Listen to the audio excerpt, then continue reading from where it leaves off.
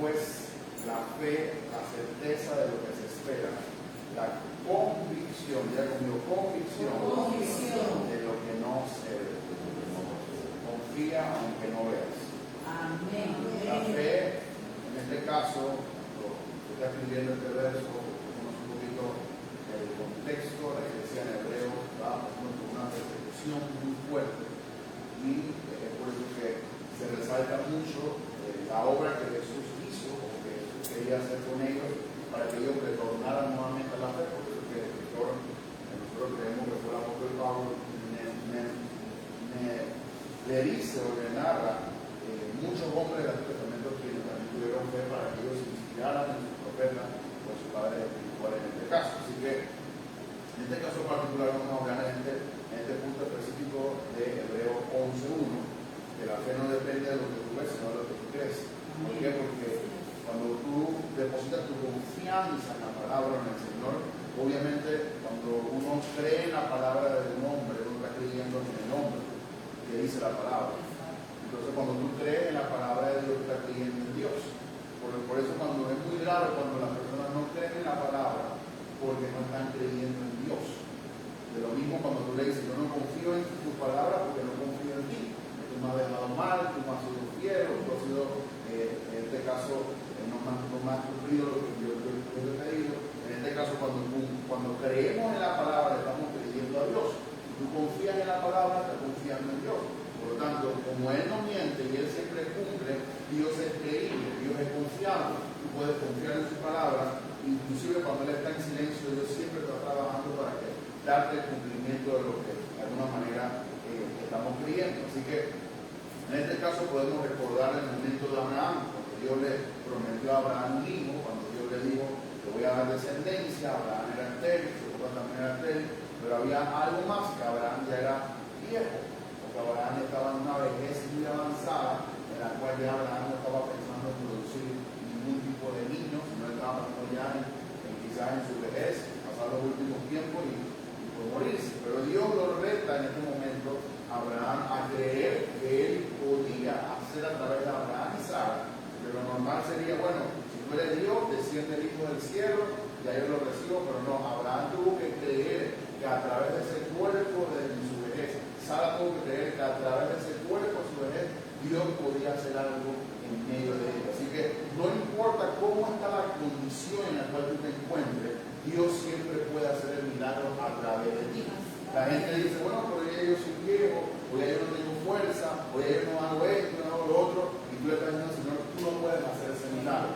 Pero cuando Abraham creyó a Dios, confió en su palabra, confía en Dios, también él dijo, tú puedes revivir este cuerpo muerto, como dice la palabra, para que ese cuerpo produzca de alguna manera ese resultado, en este caso un milagro. Él no negó la realidad, porque dice que Abraham, la Biblia dice que Abraham estaba casi como muerto. Imagínense, hay ancianos que están casi como muertos, que les falta un poquito nomás para irse para el cielo.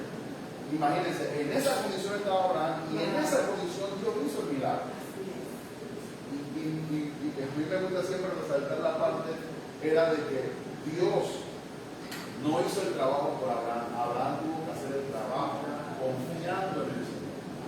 Imagínense a un anciano de 80 años o una esposa de 85 años diciéndole, mi amor, hoy vamos para la cama porque Dios me dijo una palabra de que vamos a producir un niño.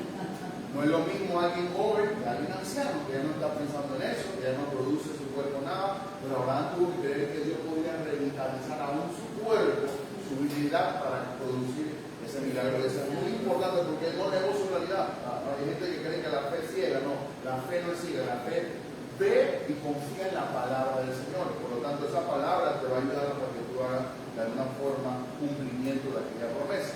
Tienes que confiar porque a lo que se ha creído, porque Dios lo ha prometido y Dios lo ha prometido en su palabra. Dios permite muchas veces temporadas donde no vemos el fruto inmediato. Muchas veces la gente lee muy rápido la historia de Abraham, pero desde que Dios le prometió a Abraham un hijo, hasta que ese hijo se llevó al cumplimiento, pasaron 25 años. Fueron 25 años, 1, 2, 3, 4, 10, 15, 20, 25. Entonces llegó el cumplimiento de la promesa. Y muchas veces, por eso la gente Dios le dice, te voy a dar un carro, por ejemplo el ejemplo del hermano. No sé cuántos años yo tenía creyendo por ese carro, pero la gente, bueno, Dios me dijo hoy, mañana me va a dar el carro. Y muchas veces la gente, cuando mañana no se le da el carro, la gente desconfía del Señor y ya pierde la promesa. Uno tiene que ser fiel a la palabra del Señor constantemente, todos los días, hasta ver el milagro del cumplimiento en nuestra vida. Eso es muy importante porque muchas veces cuando no vemos el fruto de inmediato, desconfiamos de alguna manera totalmente, y eso es lo que Dios no quiere. Dios no quiere que tú te olvides de la palabra que Él te ha dado. Dios quiere que tú sigas confiando totalmente en la palabra que Él te ha dado, por lo tanto no te puedes olvidar de su promesa. Tienes que tener una fe profunda, una fe que no se quiebra ante las circunstancias, sino que permanece firme hasta el final. Ahora vamos a desglosar un poquito la palabra convicción, porque la convicción es algo muy interesante. En el original, la palabra convicción tiene como 1, 2, 3, 4, 5 significados. Lo primero, número uno, es convencer. Por eso, si leemos, quitamos la palabra convicción de Hebreos 11:1 y ponemos convencer, dice, es pues la fe, la certeza de lo que se espera, la convicción de lo que no se ve. Convencer, o sea, Dios te convence por su palabra de que Él va a hacer un milagro. Por eso yo digo muchas veces, y lo vuelvo a repetir, que la fe no es ciega. Tú tienes que estar totalmente convencido de lo que Dios ha dicho para que Dios haga el milagro. Por eso uno va creyendo así, bueno, Señor, lo que tú quieras, dame un poco, dame lo que sea, dame una palabra. No, tienes que estar convencido de la promesa. Y con ese convencimiento, con esos ojos espirituales, entonces tú puedes ir hacia el lugar donde Dios te ha prometido. Es como un ejemplo muy sencillo. Cuando tú le muestras un hueso a un perro, tú le tiras el hueso por allá, el perro tiene la capacidad de imaginarse ese hueso en su mente o en su capacidad, y él solamente, aunque encuentre muchas otras cosas, él va a buscar ese hueso. Bueno, la fe es lo mismo. Dios te muestra de repente un pantallazo de lo que usted no ve cuando va a una película, le muestra lo que va, el avance de la película, y usted queda tan picado como dice, tengo que venir la fe. Bueno, la fe, la palabra de Dios es eso. Él te muestra lo que Él va a hacer contigo, y Él te tira hacia el futuro la promesa, y tú desde este presente tienes que caminar con la visión hacia donde tú vas. Eso es convencer, tú tienes que estar convencido. Por eso la gente no es fiel y no es firme en la palabra, porque no están convencidos de la promesa. Y mucho menos si no están convencidos, ni conocen cuál es la promesa, ni conocen a Dios, ni saben mucho menos que Dios es fiel y que Dios cumple su palabra. Ahora, número 2, la palabra convicción significa reprender. En este caso, cuando tú tienes la capacidad de poder tener la reprensión de parte de Dios para estar convencido de aquello que Él te está prometiendo. Número 3, la palabra refutar. Cuando tú tienes la capacidad de poder refutar a alguien porque estás totalmente convencido de aquello. Es como alguien te dice, tú conoces a Marta, y alguien te dice, Marta es Joseph. Tú le dices, yo conozco a Marta, y yo pongo la mano en el fuego porque yo la conozco de chiquita. Y ella no es así. No es lo que tú me dices, porque tú estás convencido de quién es la persona. Bueno, cuando tú estás convencido de la palabra de Dios, y Satanás te dice, Dios no va a cumplir la palabra que Él te ha dicho, tú le puedes refutar, porque tú estás convencido de aquella promesa que Él te ha dicho. Número 4, es mostrar como verdadero a través de una evidencia. Esto es muy importante porque hay gente que tiene la capacidad de estar tan convencido que puede decir, yo estoy recibiendo y estoy viendo la promesa de Dios. Tienes que estar convencido como si tuviera una evidencia para tú mostrarte. Dios me ha hecho el milagro, Dios me ha dado sanidad. Por eso, no importa si yo no tengo la promesa, Dios todos los días me da la capacidad de poder respirar de gratis, de poder pararme de pie, de poder comer, de poder disfrutar. Y yo voy en camino hacia esa promesa. Y yo tengo la evidencia porque Dios ha sido fiel conmigo ahora y lo seguirá siendo fiel mañana, porque la Biblia dice que Dios es el mismo ayer, hoy y por los siglos. Y número 5, la palabra exponer lo que está oculto. Muchas veces la promesa está como en oculto. Está como cuando uno guarda algo y se le olvida dónde está, y uno comienza a buscar en la casa y comienza a buscar la llave, y de repente uno nunca la encuentra, y en el día que más tú quieres, menos tú alcanzas, tú estás moviendo algo y mira, aquí encontré la llave. Como uno está tiempo mi hermano perdió la cédula, perdió la licencia, perdió la cartera, perdió la tarjeta de clave, todo lo perdió. Y bueno, yo le tuve que ayudar para llevarla aquí para que sacara nuevamente la cédula y sacamos nuevamente la licencia. Y él fue al banco y canceló la tarjeta y nuevamente le dieron. Y dice, Cristian, un día moví el Señor y el Señor estaba todo mi documento, la cédula, todo estaba ahí. Pero él dice que el fue toda la casa, estaba oculto. Y muchas veces así es la promesa del Señor. Está ahí, pero está como oculto. ¿Cuántos tienen Biblia en su casa y nunca leen la promesa? Ahí está oculto. Solamente tienen que descubrirlo. Y en algún momento tú estarás leyendo la palabra y eso que está oculto te brinca y te salta y te agarra y te posee. Y tú dices, wow, esa es la palabra de Dios para hoy. Entonces tú lo sacas del oculto a la luz y ahora tú puedes caminar totalmente convencido de ello. ¿Por qué? Porque la fe es una demostración, una prueba convincente, una evidencia interna que convence a alguien de una verdad, aunque no se vea visible. Vuelvo y repito, la fe es una demostración, es una prueba convincente, una evidencia interna que convence a alguien de una verdad, aunque no sea visible. Tú tienes que estar totalmente convencido de que Dios es fiel. Amén, amén. Por eso que Dios a veces permite que te ocurran circunstancias para que tú puedas corroborar que es fiel. Hace mucho tiempo yo vi un video, deberíamos hacerlo en algún momento, si nos da el tiempo, pero hay un pastor en Estados Unidos que cada vez que termina de predicar, él abre los micrófonos para que la gente le haga preguntas de la palabra, de la prédica o cualquier cosa. Y él abrió el micrófono y un niño le dijo, ¿por qué Dios permitió que Satanás tentara a él? Un niño de 8 años, la iglesia totalmente llena. Y el pastor le respondió, y para mí ha sido una de las respuestas más poderosas para yo entender muchas cosas por las cuales Dios hace lo que hace, su plan. Él le preguntó al niño, ¿tú conoces que Dios es fiel? Dios es fiel. ¿Tú conoces que Dios es amor? Yo sé que Dios es amor. ¿Tú conoces que Dios es compasión? Claro que yo conozco que Dios es compasión.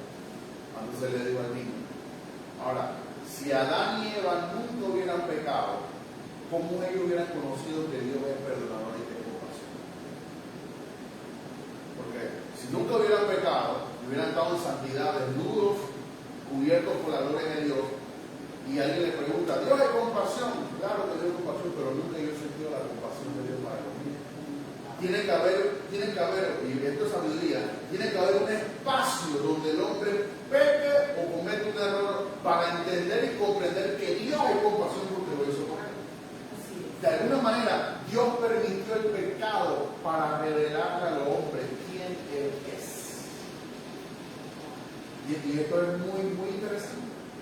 Porque no es lo mismo, por eso Jesús dijo en su palabra que al que más se le perdona, más ama. No es lo mismo alguien que nunca ha cometido, por lo menos yo me pongo en el ejemplo, que yo era pecador obviamente y fui pecador y Dios me convenció del pecado y totalmente convencido de que Dios me libertó del pecado. Pero en mi caso particular, yo nunca fui a la discoteca, yo nunca fui adúltero, fornicario, yo nunca tomé, nunca cogí droga, nunca hice porque comencé a los 12 años. Claro, era grosero, era lo que sea como un joven normal, rebelde, todo lo demás, pero nunca experimenté tantas cosas que la gente de repente 40 años de droga y Dios me libertó. Entonces, esa persona que pasó más tiempo en el pecado, conoce la condición totalmente de su pecaminosidad, de cómo está hundido en el pecado, y ahora Dios lo liberta y él puede entender toda la gracia de Dios. En la palabra de Jesús dice que al que más se le perdona, más ama, más entiende, más comprende, más tiene compasión de las otras personas. Amén. Por eso hay gente que, yo le digo a la gente de la iglesia, tenemos que entender la compasión por los otros hermanos.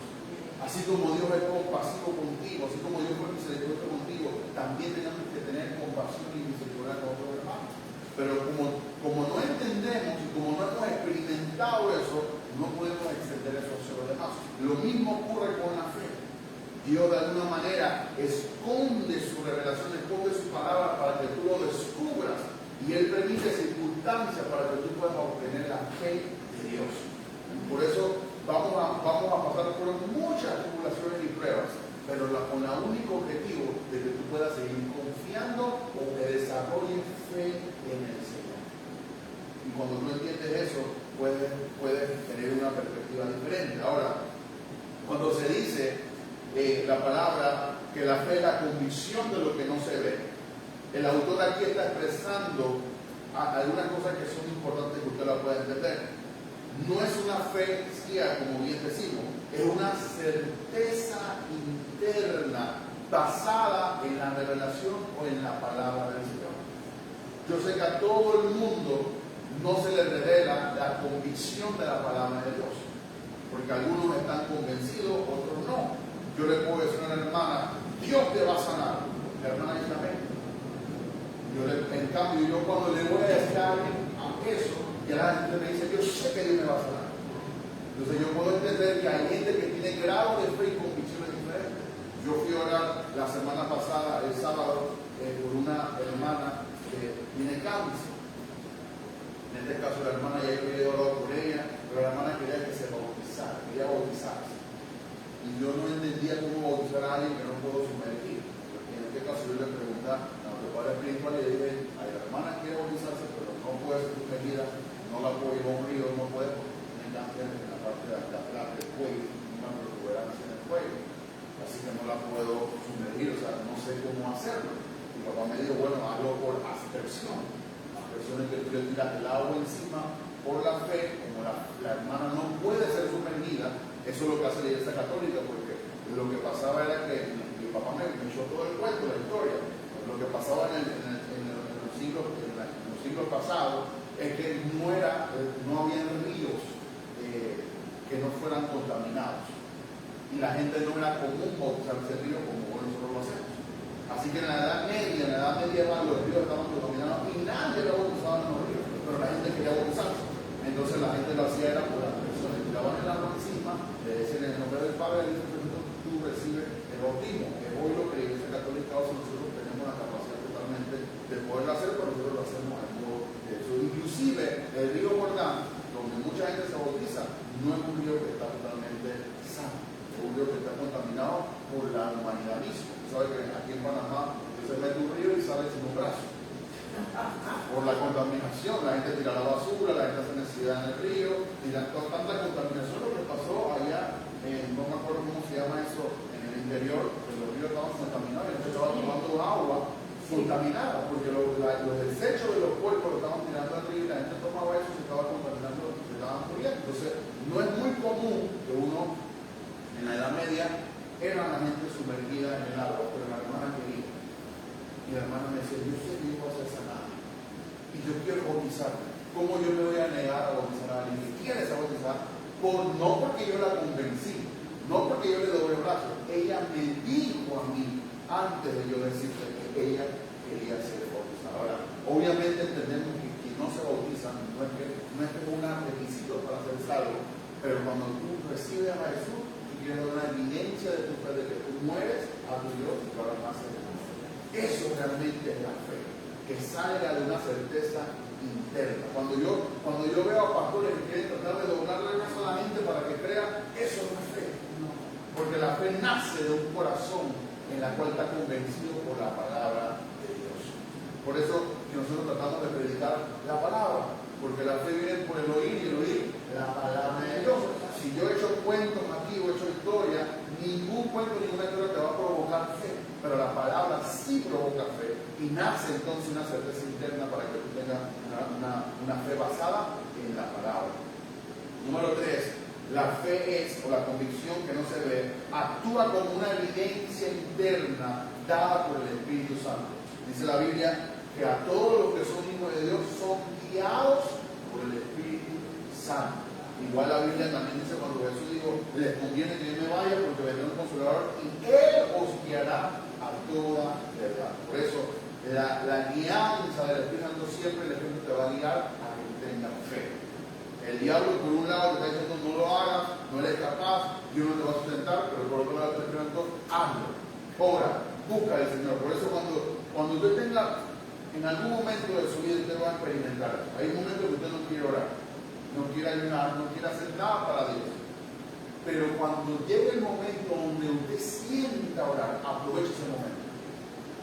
Porque usted está teniendo la capacidad de dejarse ser guiado por el Espíritu Santo. Yo oro todos los días, aunque siento o no sienta, pero hay días que siento más orar que otros días que no siento orar. Y eso me da la capacidad de que mi espíritu está creciendo, ¿verdad?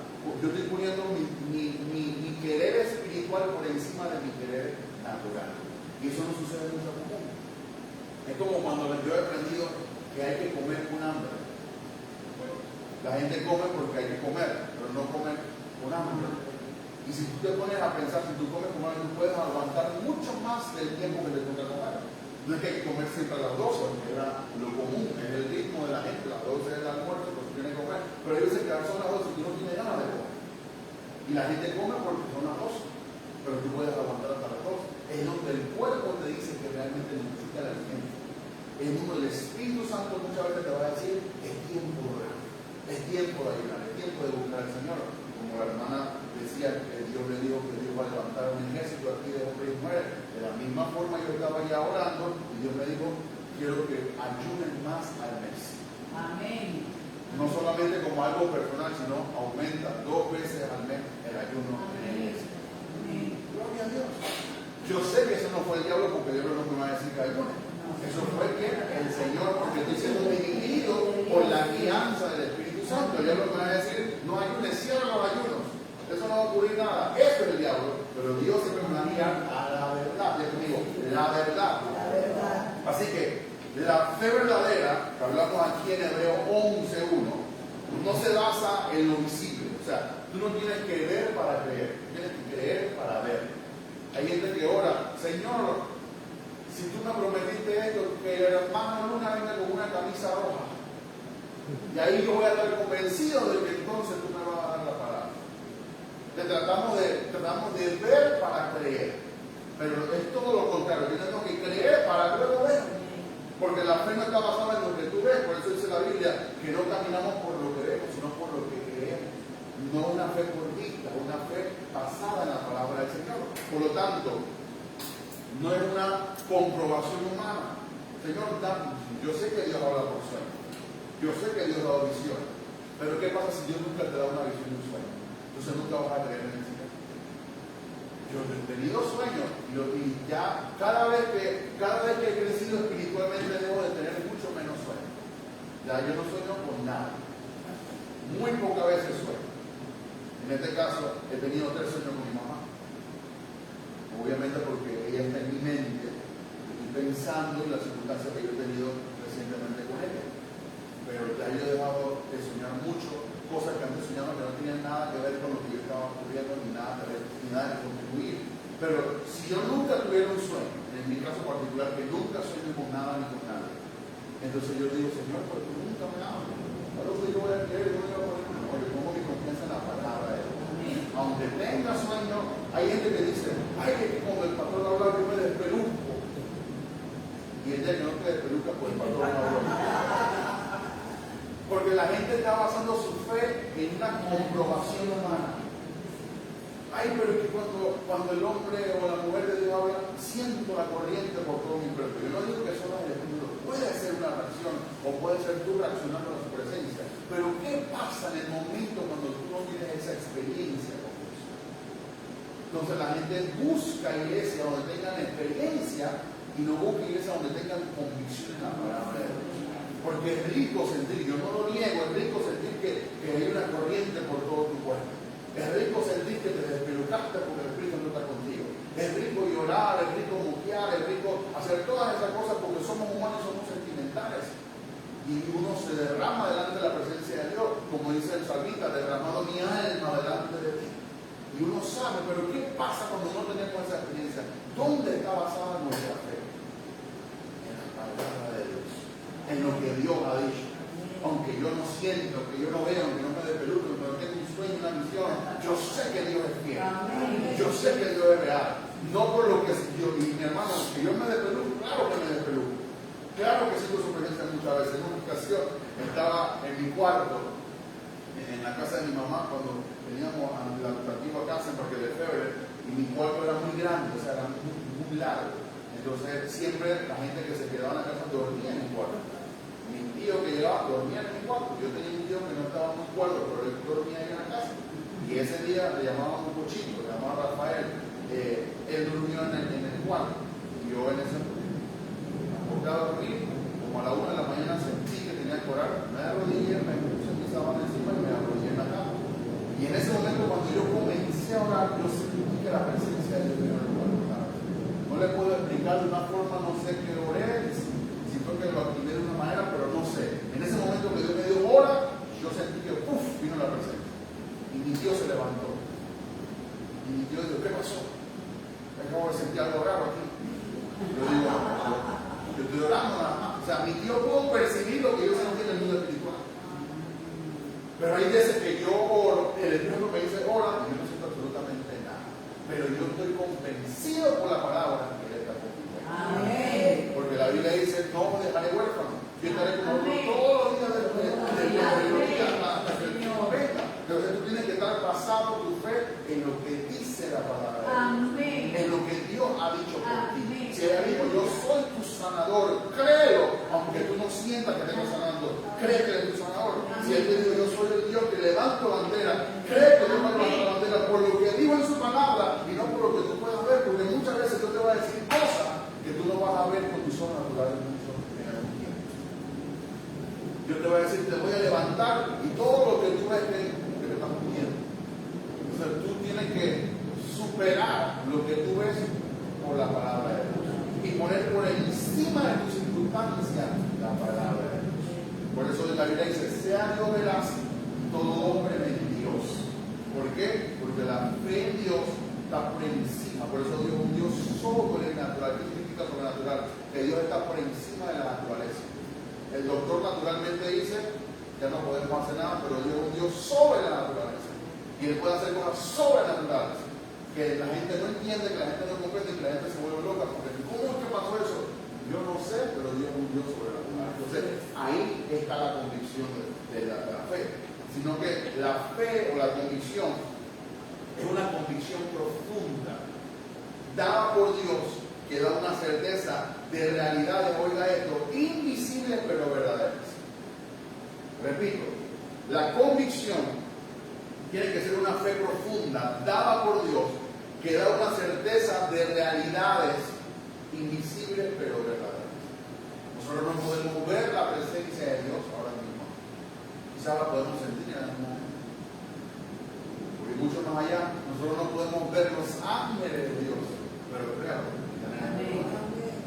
Nosotros no podemos ver muchas cosas, pero el hecho de que tú no las puedas ver, que sean invisibles para nuestros ojos naturales, no quiere decir que no son reales ni verdaderas. Y eso, en eso está basado la fe de Dios. En que tú puedas creer, hermano, cuando tú llegas a un lugar, llegó la bendición. Amén. Yo lo he podido corroborar con mi mamá, sin mi mamá, con mi esposa. Inclusive, un día estábamos en Chiriquí.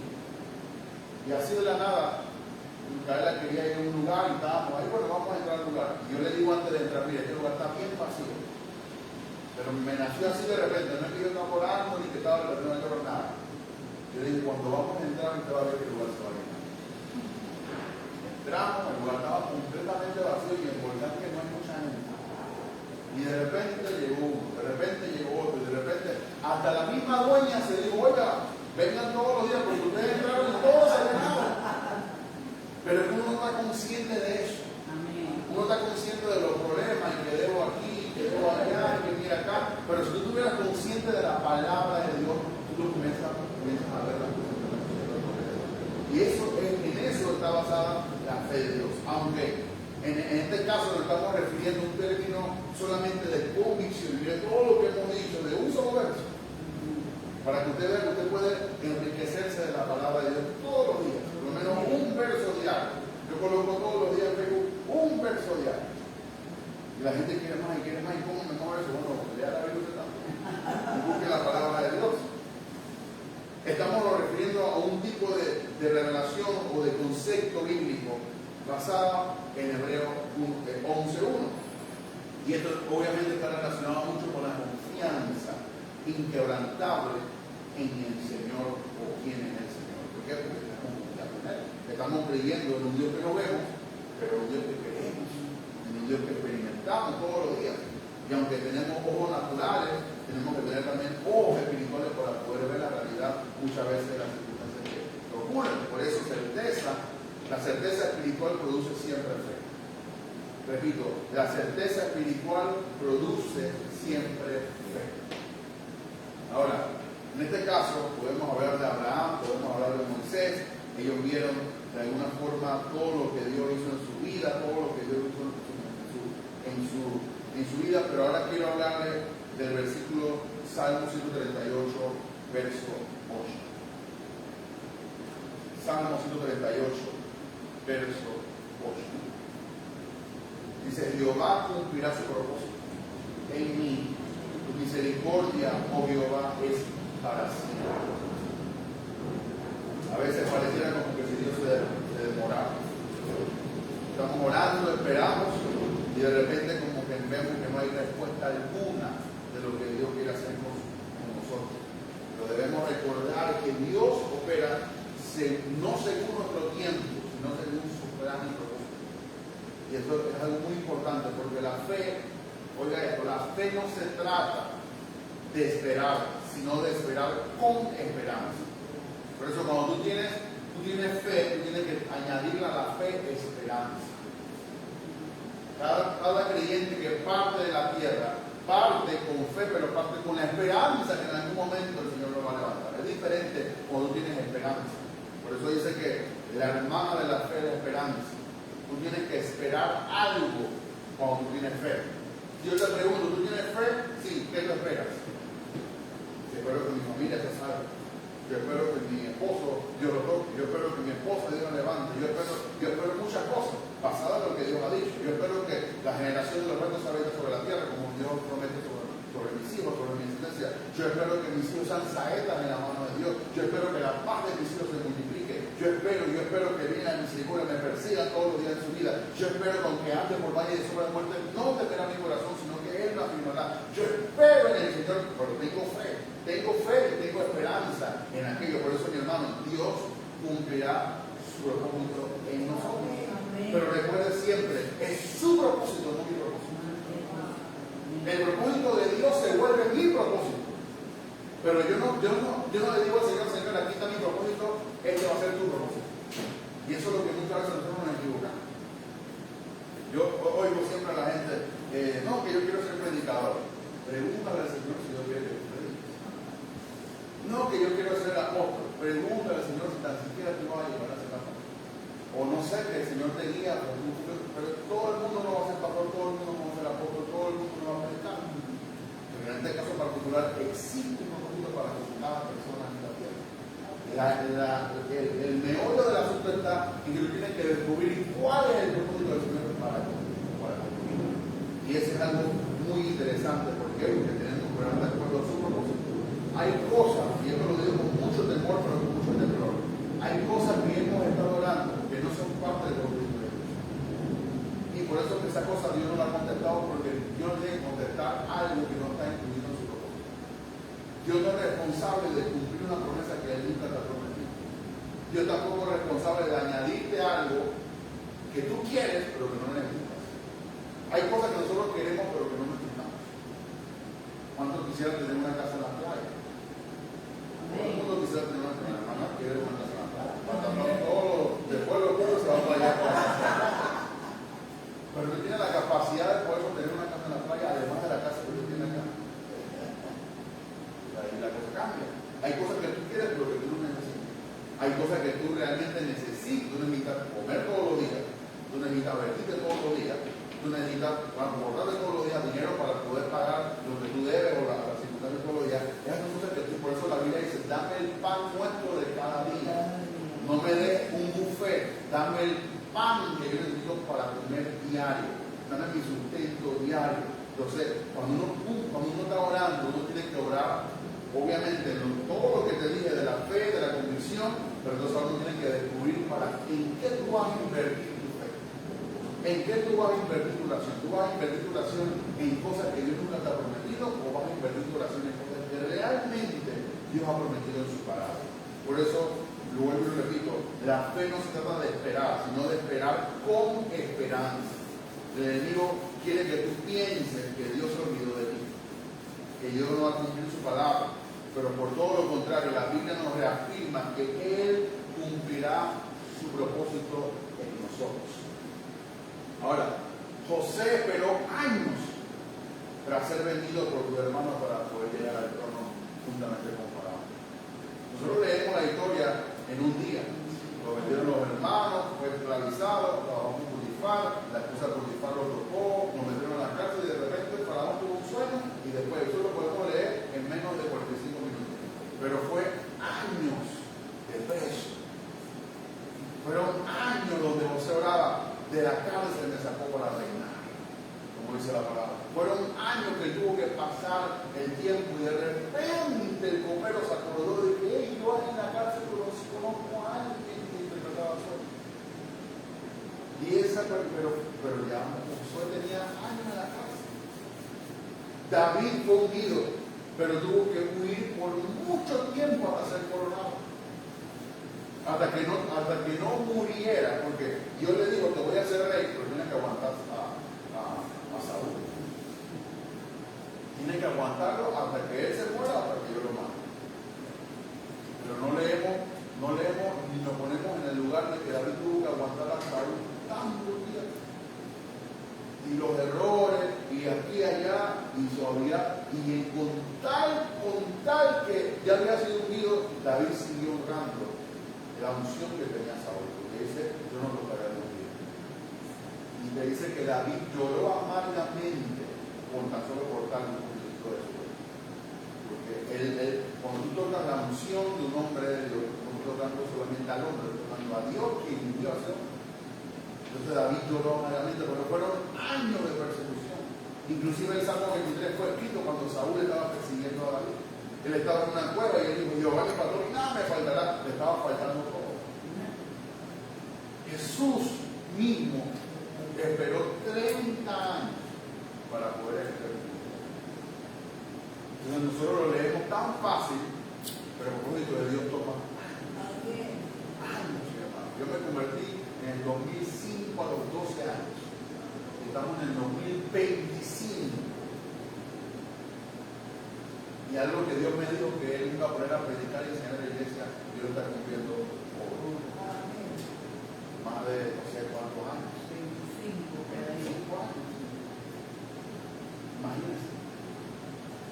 Nosotros creemos que, Señor, dame la palabra mañana o en un minuto, cúmpleme.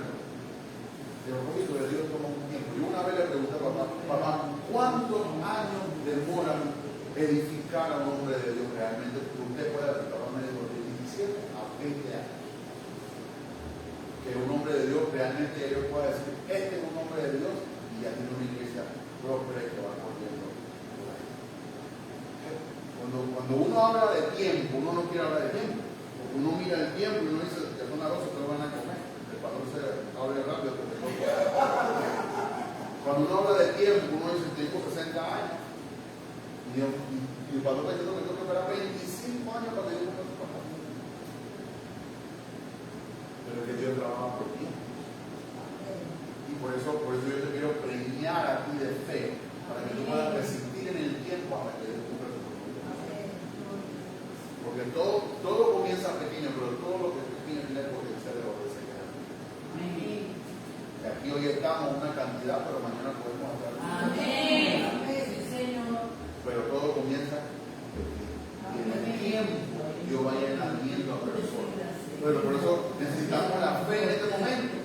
Yo le pudiera hablar de grandeza y que vamos a millones de personas y que todos Panamá se ven unados con la gloria de Dios y que tú vas a ser parte de una provincia y que Dios te va a levantar y aquí. Y yo lo puedo hacer. Pero yo tengo que primero llenarte de fe para que tú puedas soportar conmigo todo el año hasta que lleguemos a cumplir lo que Dios Señor en el que Dios está. Muchas veces Dios está en silencio, pero como esa canción es porque Dios trabaja. Qué poderoso es poder reflexionar en que Dios cumplirá su propósito. Ahora, esa palabra propósito también quiero definirla en 3 términos. La palabra propósito y es muy importante, y si lo puedo apuntar, apúntelo para que usted pueda aprender. Propósito número 1 significa completar. Y vamos a leerlo ahora, sustituyendo la palabra propósito. Número 2, la palabra propósito significa terminar. Y número 3, la palabra propósito significa llevar a cabo algo hasta el fin. O sea, cuando Dios dice, o la palabra de Dios dice, el Señor cumplirá su propósito en mí, como lo dice en el Salmo 138:8, Jehová cumplirá su propósito en mí, su misericordia, Señor, es para siempre. Lo que está diciendo la palabra de Dios es, el Señor completará su obra que comenzó en mí. El Señor, recuerden, sustituyan propósito por los significados que le acabo de decir. El Señor terminará la obra que Él comenzó en mí. Y número 3, el Señor llevará a cabo algo hasta el fin lo que Él comenzó en mí. Eso nos habla de que lo que el Señor va a hacer va a tomar tiempo. Porque tú no comienzas algo hoy y lo terminas hoy mismo. Y la obra que Dios ha comenzado, como la Biblia dice que Él la perfeccionará hasta el día del Señor. Y cuando habla de perfeccionar, habla de que Dios te va a perfeccionar todos los días. Todos los días tienes que pasar por la lima de Dios. Tienes que pasar por el proceso de Dios hasta que Él te vaya a perfeccionar. Por eso, en este caso, la idea de propósito no se refiere solamente al plan nuestro. O sea, no se refiere a algo personal, no se refiere tampoco a una ambición personal, sino que se refiere a la voluntad soberana de Dios. Es un diseño eterno, perfecto, que Dios trazó desde antes de la fundación del mundo.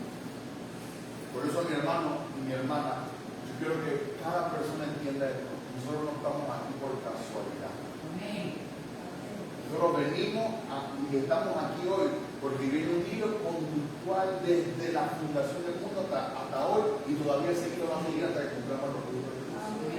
Nosotros somos parte de un plan grande que Dios tiene para con el mundo. Por eso tampoco nos podemos creer que somos los únicos, no. Nosotros somos parte de un pueblo.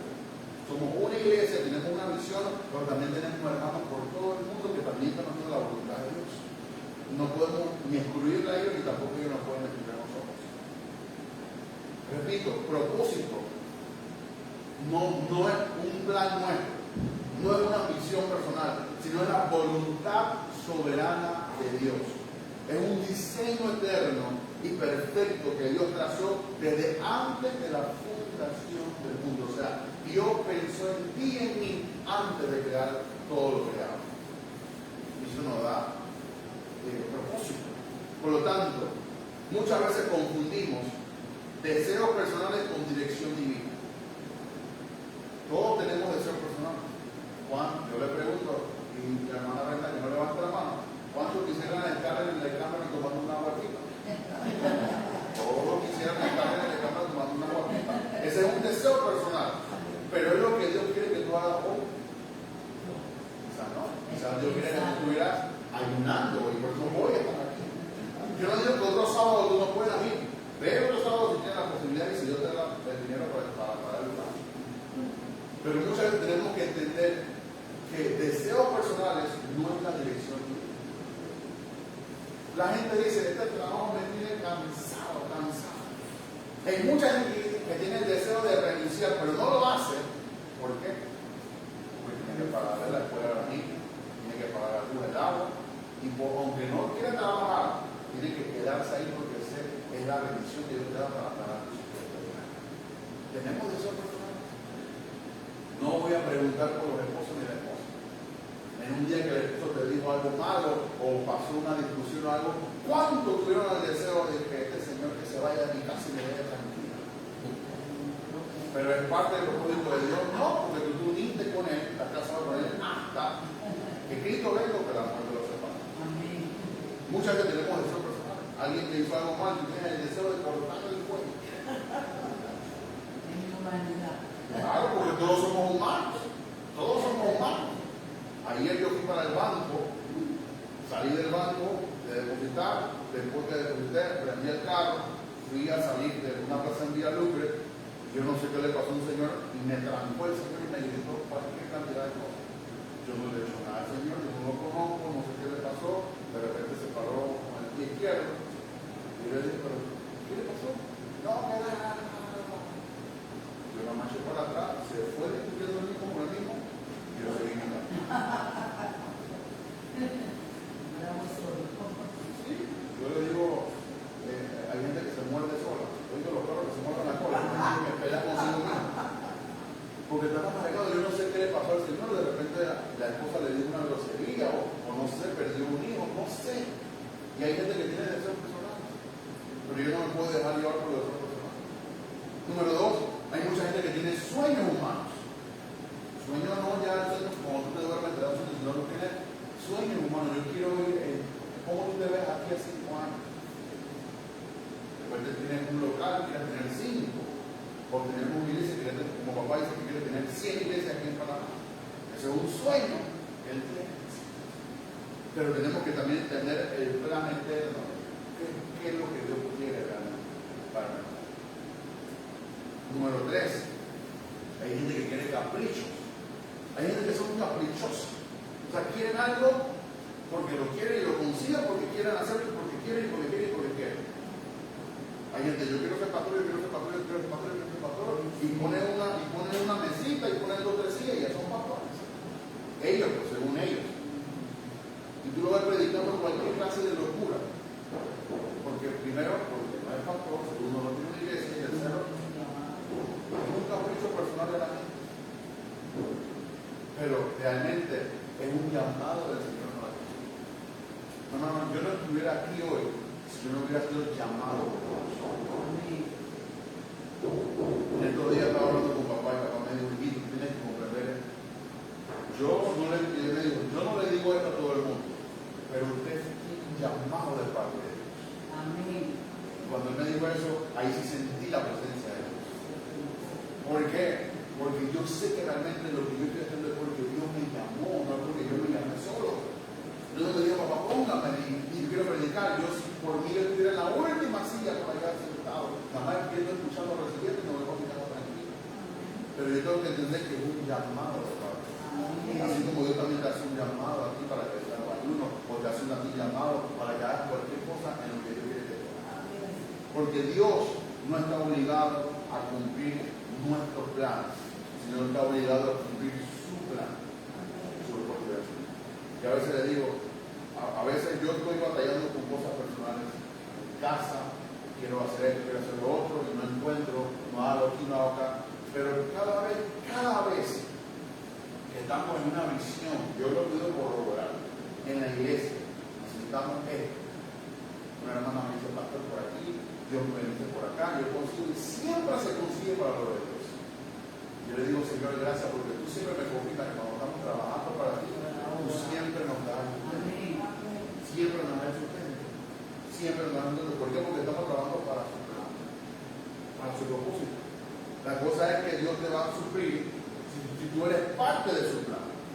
Hay gente que no es parte del plan de Dios y Dios no tiene obligaciones ni de suplir. Yo no sé cómo hacen, pero aquí se paga todo lo que estamos viendo. Con la oferta, con el tiempo y con lo que la gente da, porque Dios es fiel. Dios cumple su palabra. Y Dios no nos va a dejar de suplirnos porque estamos haciendo su voluntad. El centro de lo que estoy diciendo es, siempre tenemos que estar en la voluntad de Dios para que Dios pueda estar orquestando. Si tú ves que algo no está orquestando y que no está supliendo y que hay como una puerta cerrada por aquí y como que tú ves que la cosa no está funcionando, de repente no es un propósito de Dios. Por eso papá dice, si no te está yendo bien en la iglesia, le dice a los pastores o a unas personas que creen que son pastores, no me vete a vender Hong Kong. Te va mejor vendiendo Hong Kong que tratando de ser algo que tú no eres. Va a ser más productivo y te vas a evitar más errores y más tragedias. ¿Por qué? Porque Jehová cumplirá su propósito en nosotros. Y eso exige una rendición total de nuestras vidas. Número 2, es una expresión de confianza y no de control. Y número 3, es una fe que es parte del plan de Dios, no es parte de un proyecto personal. Hermanos, Maranatha este no es un proyecto personal. Maranatha este es el plan de Dios para nosotros. Maranatha Panamá es el plan de Dios para este país. No es el único, pero es parte del plan de Dios para ti. Cuando tú entiendes eso, entonces tú puedes orar en base a lo que estamos diciendo en esta mañana. Ahora, solamente le quiero leer esto y después oramos para terminar. No se trata de que Dios bendiga mis sueños, sino de que yo me alinee con su propósito.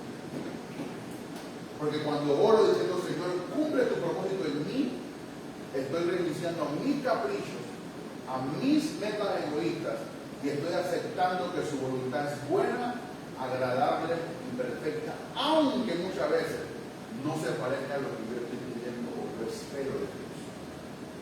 Por eso oramos en esta tarde. Diga conmigo, Señor, gracias, porque tus tiempos son perfectos.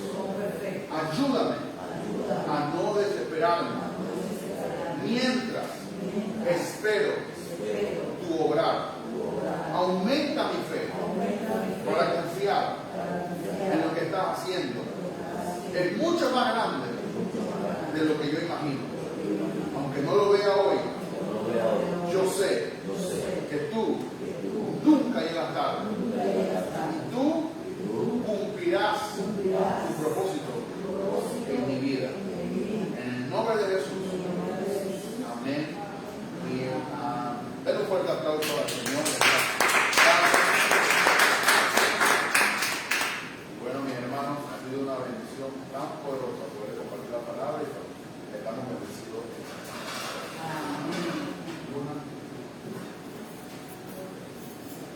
Oh, Señor, gracias. Bendición, hermano.